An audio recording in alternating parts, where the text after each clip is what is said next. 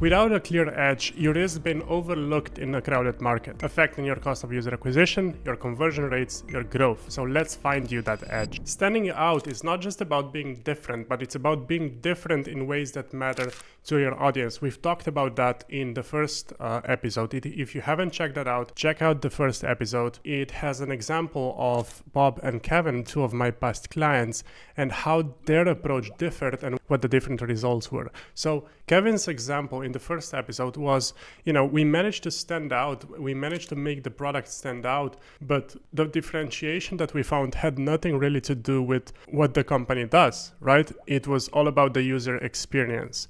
It was about, creating a gamification system so that we stood out as the authority in the field, but without actually finding something that is in any way shape or form related to what the company actually does. Now, I've worked with early stage decentralized companies that differentiated based on a white paper, and I've worked with companies in saturated markets that stood out competing on brand. So there are different ways on how you can differentiate. There are different ways of how you can stand out. So, in this video, I wanted to give you options like where can we compete, how we'll win, and a clear 3-step strategy so you can choose, make an informed decision and choose the path you want to take. One Message Away podcast is a podcast on solving marketing related problems in your company, helping you connect with relevant audiences, convert them into paying customers, and becoming a leader in your niche. The podcast drops in seasons. Each season is focused on one specific topic. In the first season, we talk about how to eliminate your competition, how to stand out. Everything is supported by expert interviews, my work, my stories, my experience having worked with more than 30 companies one-on-one and more than 300 companies through workshops, helping them become leaders in their niche. Want to become a niche leader? Subscribe and get unique content to your inbox every 14 days on a Saturday. In a market where, that has undergone a change, right? Like, for example, with the AI revolution right now, AI is it's the perfect example for this scenario, right? You have a completely new market, you have a new technology, something changed on the market. Actually, a new technology came in, AI, and is making innovation possible. That means you can effectively create the best product for a specific group of people. That's why we see so many ChatGPT wrappers, because essentially ChatGPT is the generic product, right? But in a market where, you have one sort of generic leader, where you have one sort of a solution that sort of applies to all, there is space underneath that for specific use cases, specific needs that people have that can be satisfied by a niche solution. So for example, ChatGPT, you can literally just do anything with it. But, if you want to go through the process of, let's say, creating a creative brief for an agency, it's not that easy to do because you have to know the sequence of events and you need to create specific prompts that give you the best results. So instead of actually doing that in ChatGPT and having the knowledge to do that, you can simply, go to an AI solution that does that for you. So Agency Collab, for example, has exactly that use case. So you can, create the same creative brief, but without knowing actually how to do it, because the AI system or the product that they have is going to guide you through it, right? And so this is, a situation where you can actually compete on innovation. You can actually compete, you can actually create the best product for a specific group of people who have all the same use case. Now, the biggest example in the last years of that happening is Tesla. So Tesla actually came into the automotive industry with a car, but the car was completely, it was satisfying a new niche, the new niche being people who want gadgets in their cars. We didn't have that until Tesla. We didn't have 32-inch screen TVs in front of us instead of steering wheels, right? So that's what Tesla brought. They found a market gap, the market gap being we like gadgets, and I would want gadgets in my car. So what do I buy if I want gadgets in my car? I can't buy a BMW, I can't buy a Toyota, I can't buy the Volkswagen. So what do I buy? Now I can buy a Tesla. So Tesla satisfied a specific niche that allowed it to win in that market. Same with Kevin. For example, with Kevin in the first episode, everyone was copying what we did. So we couldn't compete on brand, but nobody had thought about creating an amazing UX experience. So, user experience going through their products, right? So we essentially competed on that. We found our differentiation just using simple UX, and it provided a perfect unfair advantage for the business Kevin has. Now, for this to be even possible, there needs to be a gap in the market. There needs to be some sort of change in the market. For example, why Tesla succeeded when it did was that technology wasn't like, putting gadgets into cars at that scale wasn't possible until then. Essentially, we couldn't have a 32-inch screen TV in cars before because we didn't have LCD TVs, we didn't have LED TVs, right? So, we didn't have tablets. So we couldn't do it even if we wanted to. So the technology always sort of innovates. And whenever there is a change in technology, you can actually use that to improve your product and compete on product. But obviously for that, there needs to be a gap in the market. And essentially, you need to figure out, is there something that people need that the competition is missing? Is there an unsatisfied need on the market that the competitors are not competing on? And then you have to can we fill that gap? Essentially, I'll give you an exact process. This is exactly the process that we're going to be talking about in this video. But later on, because first we need to see what happens if, what if there is no market change? What if there is no technology change? What if we cannot compete on the product? What if, the products are actually pretty much done? What if all of the products are pretty much, the same at the limit of technology? What happens then? So if you can't compete on product, maybe you can compete on business model. So maybe you can differentiate how you do business in the first place. For example, I have helped a number of companies in the past years switch from, custom development and enterprise sales to product-led growth. So imagine you have a market leader, right? And the market leader essentially leads the market with through enterprise sales. So they have a good sales team, etc., etc. Now you come in with a new model and with an automated product-led growth kind of model. So essentially you have your lead magnets, you set them on the market, you put them on the market, people see them, they're attracted to them, they get in automatically, no calls needed, etc. You basically, you make the competition, that competitor, you make it irrelevant because people don't want to be sold to. They want to try things out, and you're giving them an easier way to try it out without any touch points, without having to talk to people. They can just go in, they can start the free trial, they can see if their product is good enough for them, if it suits them, if they want to use it.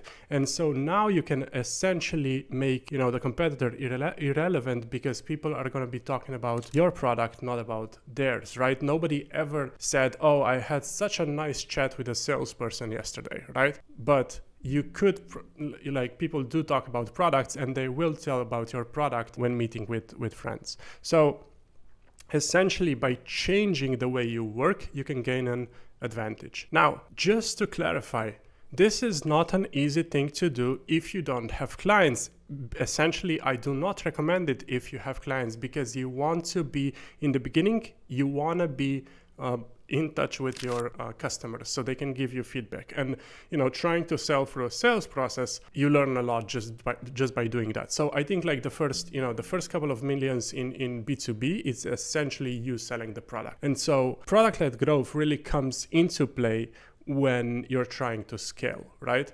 And I'm not saying it's impossible to do from the beginning, but it's just easier if you do it when you know what the sales process is like and essentially just automate that through product-led growth. Another thing that you need is data on who your best fit customers are, because that just makes it so much easier. So you can double down on your best ICP and just make the process work for them first. I know there are, tons of other options out there, like ChatGPT, for example, did it product-led growth from early stages on, but not everyone has, millions and millions in funding so that they can play around with those sort of things, right? So unless you have a truly innovative product that's going to revolutionize the whole industry like ChatGPT did, I suggest you make the first $1 million or $2 million in ARR in sales, and then when you got that process down, you figure out who your best fit clients are and double down on product-led growth. So that's how you can sort of remove yourself from the competition, just by essentially switching how you do business. And be mindful, of course, that whenever, like when you're gonna go from the sales-led to a product-led growth, you need to sort of change the whole company, right? Because in the sales-led role, you'll need a lot of salespeople, you'll need a lot of developers, especially if you do custom development first. In product-led growth, you'll need market-facing people like product marketers. So, your team will kind of have to change quite a bit. I've done this with 2 companies so far. One got an investment, one is now looking for a $15 million investment, so it's definitely doable. You do need to sort of, make a lot of changes with your team, and essentially you'll be leaving some friends behind, but the business results will be better for it. Now, another way you can compete, if tech innovation is basically impossible or limited, is obviously competing through brands, right? Through building a brand.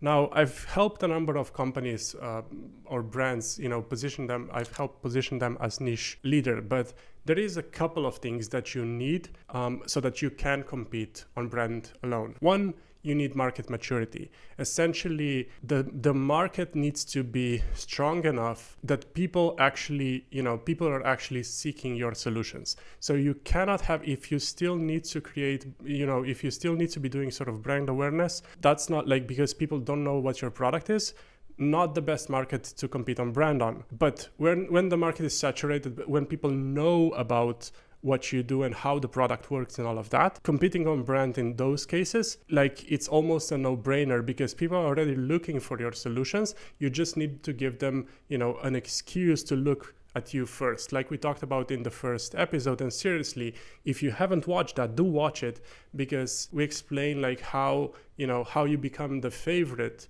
to win a deal, and you become the number one sort of company people think about when they buy stuff, be it B2B or B2C. Essentially you become a favorite, a leader in their decision-making process, guaranteeing you 70 to 75% of deals. Now, bear in mind, when you're competing on brands, on your brand, you will probably need to make product changes as well, because if you reposition a brand, you cannot just keep the same products. The products need to, reflect your brand. And so the brand is essentially making a promise. If you're making a brand for, sports people, then the products need to reflect that as well. Your brand does not end with the product. The product needs to be integrated into your brand. So make sure that when you're repositioning your brand, make sure that the product strategy follows the positioning strategy. Now, earlier I promised I'm going to take you through how to make that decision, how to find something in the market, a gap in the market,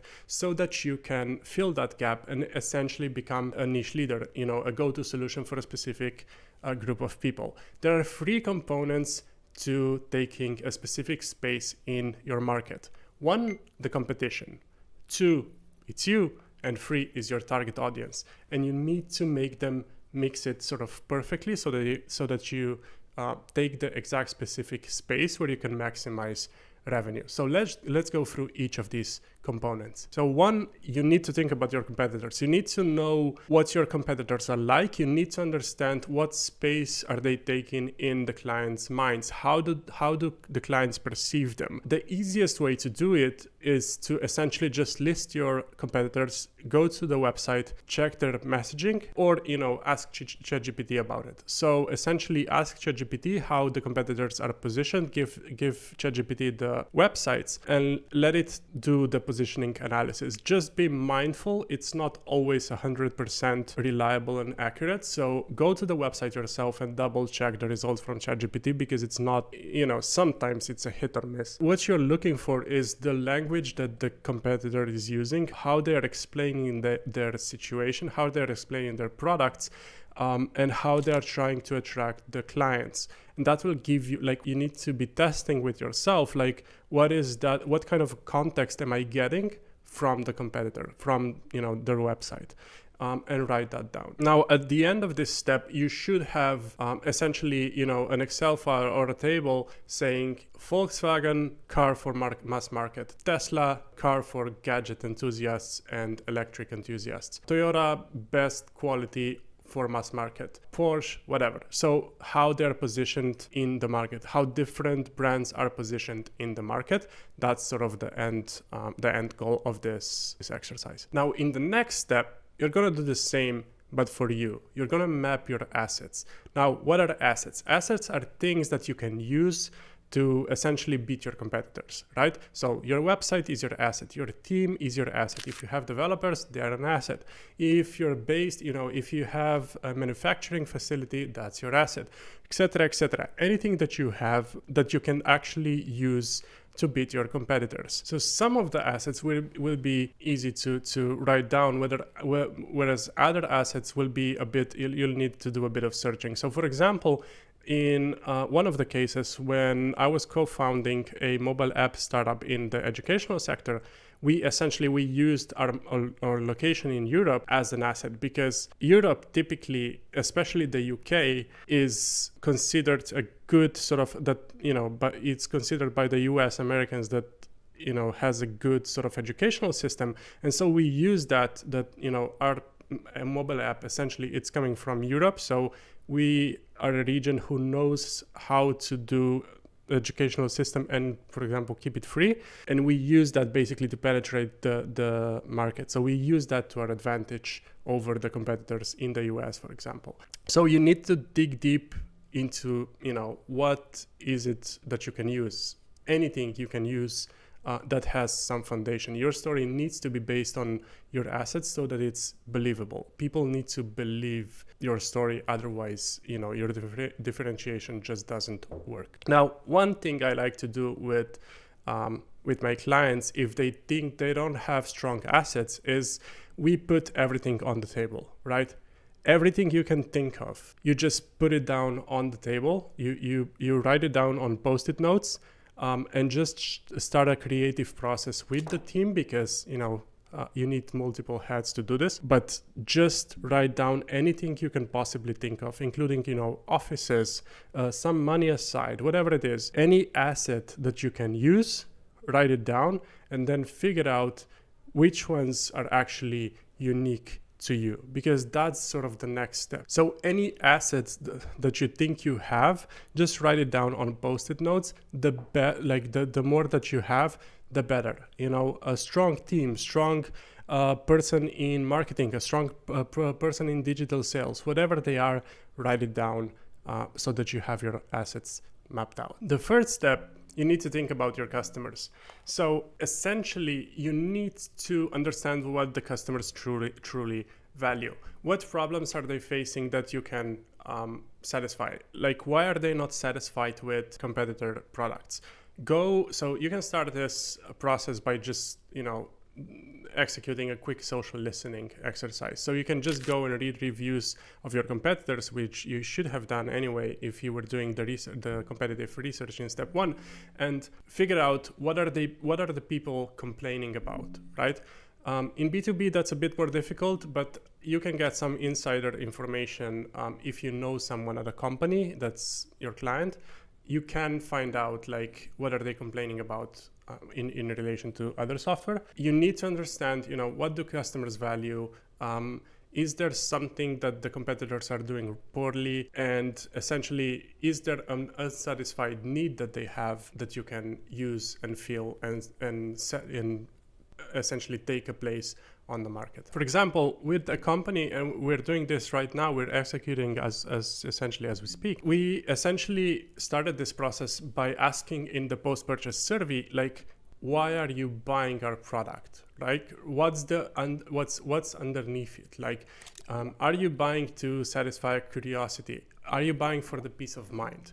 Are you buying to, so that others will compliment you, etc., etc. So you need to understand where in the space, what kind of a space you are taking in your client's mind. Are they thinking about, peace of mind, or, are you increasing their status? Are you satisfying their ego? Are you making them more money? What is it? Now, once we've gotten the results from the post-purchase survey, we dug deeper with this company. We dug deeper into people's minds. through jobs to be done interviews. So essentially we started asking them a lot of questions, like what kind of situations they're in when they're purchasing, and like when was the first trigger that made them think they needed our products and stuff like that, so that we completely understood their motivations, their like buying, what's their buying behavior, and what essentially got them to thinking about our products in the first place. Because that's where you find something that they, that they didn't get from others, or that they didn't get on the market. All right, so you have your competitors, you have your clients, you have your assets, right? So now basically you need to connect it all together. You need to create a Venn diagram with your strengths, customer needs, and competitor weaknesses to identify potential edges. So what you're looking for is a need in the customers. So the customers have to have a need that the competitors are ignoring, and it aligns with your strengths, with your assets, right? And when you have that, you can position that as the niche leader. So essentially you can take that and expose it as the niche leader. How to do that? We'll talk about this in the next episodes. But for now, you need to find the one edge, the one thing that's gonna give you the greatest competitive advantage and essentially help you outcompete your competition, making them irrelevant, making people think about you when they think about the products that you're selling. Remember, your positioning is not created, it's uncovered. You need to find the perfect mix of unsatisfied user need that the competitors missed, that you can turn into a long-term advantage for your company. If you like the content, subscribe to the podcast, subscribe to the newsletter, and reflect obviously on today's insights. And let me know in the comments what you want to know more about. Maybe you have a story to share. Do write me an email, or do write me a comment, and just generally click all the buttons except unsubscribe. Do not click that button. And thank you. See you next time. And may your customers love you and understand your products.